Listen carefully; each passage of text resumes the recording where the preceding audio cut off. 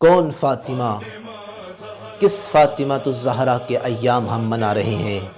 اور کس فاطمہ الزہرا سلام اللہ علیہا کے حق کا مطالبہ کر رہے ہیں؟ وہ سیدہ کہ جس کی فضیلت کو بیان نہیں کر سکتا، بس اتنا ہی کہنا کافی سمجھوں گا کہ فراز منبر پر سید الانبیاء ما ینطق عن الہوا کے مصداق نبی نے ارشاد فرمایا، تمہیں کیا پتہ فاطمہ کی فضیلت کیا ہے؟ الویل الویل لمن شک فی فضل فاطمہ ولعن اللہ من یبغضها ولعن اللہ من یبغض بعلها